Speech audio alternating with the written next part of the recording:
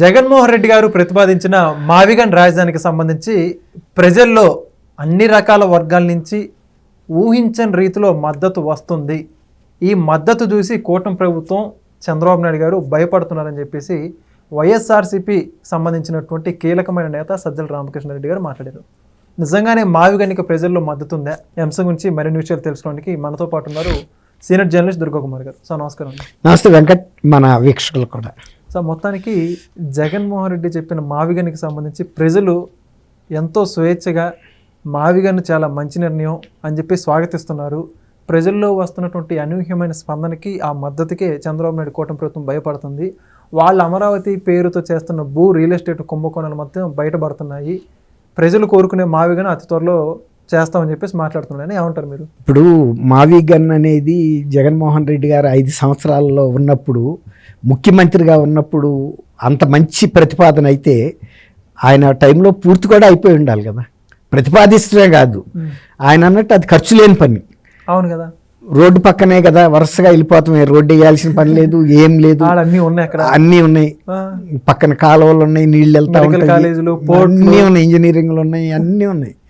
మరి అది ఆ సింపుల్ పని ఎందుకు చేయలేకపోయాడు అనేది జనానికి అర్థం కావట్లేదా?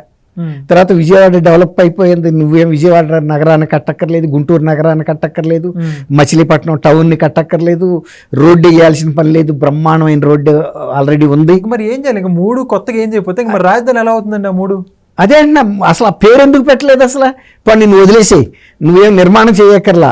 మావిగన్ అనేది మచిలీపట్నం, విజయవాడ, గుంటూరు ఆ రోడ్డు ఇదే నా రాజధాని ఆంధ్రప్రదేశ్ కానీ ఒక పేరు పెట్టేసి వదిలేస్తే నువ్వు చేయాల్సింది ఏం లేదు అక్కడ. సార్ మళ్ళీ మన మాట, ఇప్పుడు ఆ మావిగన్ ఏదైతే అంశం ఉందో ఒకవేళ ఆయన ప్రస్తావించి ఎలక్షన్ ముందు ప్రస్తావించి ఉండుంటే, అవును ఆయన ఎన్నికలకు ఇప్పుడు మన రిజల్ట్స్ మనం చూసాం, అవును ఎలా ఉండేది రిజల్ట్? ఏమన్నా సజ్జల రామకృష్ణారెడ్డి చెప్తున్నట్టు జనంలో విపరీతమైనటువంటి ప్రజాదరణ వచ్చింది అన్నట్టయితే 175 సీట్లు ఆయనకే వచ్చేసాయి మావిగన్. ఎందుకంటే పైసా ఖర్చు పెట్టకుండా ఉండ 3 టౌన్లని ఉపయోగించేసుకుని ఉండ రోడ్డును ఉపయోగించేసి రాజధానిని నిర్మించేశాడు. అయిపోయింది. మాయాబజార్ సినిమాలో రమణారెడ్డి సృష్టిస్తూ ఉంటాడు కదా, ఏది కావాలంటే అది. ఇలా ఒక్కసారి అని మావిగన్ ఆంధ్రప్రదేశ్కి రాజధాని వచ్చేసింది నా మంత్రదండంతో జగన్మోహన్ రెడ్డి అని అంటే 175 సీట్లు కూడా వచ్చేసాయిగా.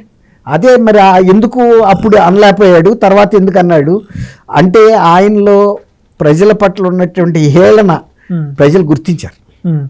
అంటే ఆంధ్రప్రదేశ్ ప్రజల్ని ఆయన ఒక ప్రజలుగా గుర్తించట్లేదు. ఆంధ్రప్రదేశ్లో ఉన్న ప్రజలు ఒక తిక్కలాళ్ళు. నన్ను 2019లో ఎన్నుకోవటం, నాకు 151 సీట్లు ఇచ్చారంటేనే వాళ్ళ అమాయకత్వాన్ని మనం అర్థం చేసుకోవచ్చు. నేనేమన్నా వచ్చి ఏమన్నా చేశానా? ఉండ రాజధానిని ఆపేశాను, లేకపోతే అన్న క్యాంటీన్లు ఆపేశాను, లేకపోతే గతంలో ఇస్తున్న మంచి లిక్కర్ని ఆపేసి నేను సొంతంగా దొంగసారాల చీప్ లిక్కర్ కాసి ఇష్టం వచ్చిన రేటుకి అమ్మాను. ఇట్లా ప్రజల్ని ఇష్టానుసారం దోషేసుకుని నేను నా తండ్రి ఉన్నప్పుడు చీఫ్ మినిస్టర్గా ఉన్న క్విడ్ ప్రోకో కన్నా కూడా 10 రెట్లు ఎక్కువ సంపాదించుకున్నా. కాబట్టి వీళ్ళల్లో బుర్ర అనేది పనిచేయదు. నేను ఏదో ఒక రకమైన ఒక ప్రతిపాదన పెట్టి ఆ రోజు ఆయన మావిగన్ అన్న రోజు లోక్సభలో ఇది చట్టరూపం తీసుకుంటుంది. కాబట్టి ఆ చట్టరూపం తీసుకునే దాని నుంచి దృష్టి మళ్లించడం కోసం ఒక తురుపు మొక్క వదిలాడు. జేబులోంచి ప్లాన్ బి తీసాడు, పై జేబులోంచి. వెనక జేబులో ఏముంటాయి? ప్లాన్ సి ఉండొచ్చు, ఇంకొక బ్యాక్ జేబులో ప్లాన్ డి కూడా ఉండొచ్చు. అంటే ఆంధ్రప్రదేశ్ ప్రజలకు సంబంధించినటువంటి ఒక కీలకమైన అంశం రాజధానిని ఏర్పాటు కానివ్వకూడదనేది అతని ఉద్దేశం. అప్పుడు రాజధానికి బదులు 3 రాజధాని ప్రతిపాదన పెట్టాడు. మళ్ళీ రాజధానిని పునరుద్ధరిస్తుంటే మావిగన్ అన్నాడు. మళ్ళీ మావిగన్ అని ఊరుకోకుండా అసలు ఆ మావిగన్ కూడా అక్కర్లేదు, విజయవాడ రాజధాని అన్నాడు. విజయవాడ ఒక రాజధానిని దృష్టిలో పెట్టుకుని నిర్మితం అవ్వలేదు. చాలా చిన్న స్థాయి నుంచి పెరుగుతూ వచ్చింది. ఇప్పటికీ కూడా అక్కడున్న మౌలిక సదుపాయాలు ఒక రాజధానిని ఇముడ్చుకునే అంత శక్తి విజయవాడకు లేదు. ఆ మాటకు వస్తే గుంటూరుకు కూడా లేదు. అమరావతి రాజధాని వీళ్ళు నిర్మాణం మొదలుపెట్టిన తర్వాత 2 నగరాలని విస్తృతపరిచారు. డ్రైనేజ్ విస్తృతపరిచారు, రోడ్లు విస్తృతపరిచారు. రోడ్లు విస్తృతపరిచే భాగంగా కొన్ని దేవాలయాలు పక్కకు జరిపితే కూడా దాని మీద కూడా ఒక మతపరమైనటువంటి ఘర్షణలు తీసుకొచ్చే ప్రయత్నం కూడా వైఎస్ఆర్సీపీ చేసింది. ఒక గ్రీన్ వే క్యాపిటల్ కావాలి. ఎందుకంటే ఇప్పుడు వస్తున్న అవసరాలకి, ఇప్పుడు రాబోయే టెక్నాలజీకి విజయవాడ, గుంటూరు నగరాలు రాజధానికి సరిపోవు. అందుకనే వచ్చే 40-50 ఏళ్లలో రాబోయేటువంటి టెక్నాలజీని దృష్టిలో పెట్టుకుని ఈ నిర్మాణం జరుగుతుంది. అమరావతి దేశంలోనే అత్యున్నతమైనటువంటి అధునాతన నగరంగా నిర్మితం అవుతుంది. ప్రపంచంలో ఉన్న సాటి మేటి నగరాలకి సమానమైనటువంటి మౌలిక సదుపాయాలతో నిర్మితం అవుతుంది. అది నిర్మితం అయితే చంద్రబాబు నాయుడు గారికి ఈ కీర్తి ఎక్కడ వస్తుందో, తరతరాలు కూడా చంద్రబాబు నాయుడు గారు, ఇప్పుడు నిజాం హైదరాబాద్ ఉంది, ఎవరు నిర్మించారంటే ఫలానా నిజాం నిర్మించాడు. అట్లాగే సైబరాబాద్ చంద్రబాబు గారి పేరు వస్తుంది. ఇప్పుడు అమరావతి విషయంలో కూడా ఆయన పేరు శాశ్వతంగా కీర్తి నిలబడిపోద్ది. దాన్ని ఎట్టి పరిస్థితుల్లోనూ అడ్డుపడాలి. అందులో భాగంగా ఇది ఆంధ్రప్రదేశ్ ప్రజల భవిష్యత్తుని దెబ్బతీసినా పర్వాలేనికి, కానీ అది మాత్రం రాజధాని నిర్మితం అవ్వకూడదు. అదేమంటే అసలు రాజధాని అనే మాటకి రాజ్యాంగంలో ఎక్కడన్నా ఉందా అని అడుగుతాడు. మరి రాజ్యాంగంలో ఎక్కడన్నా ఉందా అన్నప్పుడు నువ్వు అసలు 3 రాజధానులు ఎట్ట ప్రతిపాదించావు? లేదు కదా. అట్లాంటప్పుడు రాజధాని ఉండదు. నేను ఎక్కడుంటే అక్కడే చీఫ్ మినిస్టర్ ఉన్నదే రాజధాని. తాడేపల్లిలో ఉంటే ప్యాలెస్లో ఉంటే తాడేపల్లి రాజధాని. లేదు ఎక్కడన్నా విమానం వేసుకుని జెరూసలేం వెళ్తే జెరూసలేమే రాజధాని, లండన్ వెళ్తే లండన్ రాజధాని.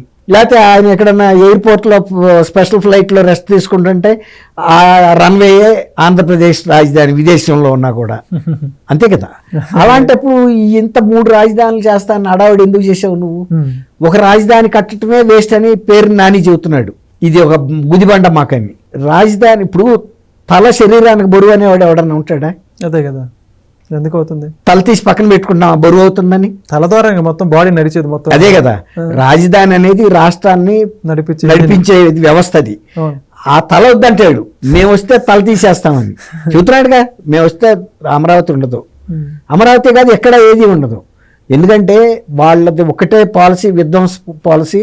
రాష్ట్రం కనుక డెవలప్ అయితే మా మాట వినరు జనం. మేము చెప్పిందే వేదం. మా జగన్మోహన్ రెడ్డి ఏది మాట్లాడితే ఇప్పుడు చూడరాదు. సజ్జల రామకృష్ణారెడ్డి కూడా దాన్ని సమర్థిస్తా మాట్లాడుతున్నాడు నిన్నట్రాక. ఇప్పుడు మావీగన్ తను ఏమంటున్నాడు? మావీగన్ ఒకటే ప్రధాన అంశం కాదు ఎన్నికలకి, ఇంకా అనేక అంశాలు ఉన్నాయని చెబుతున్నాడు.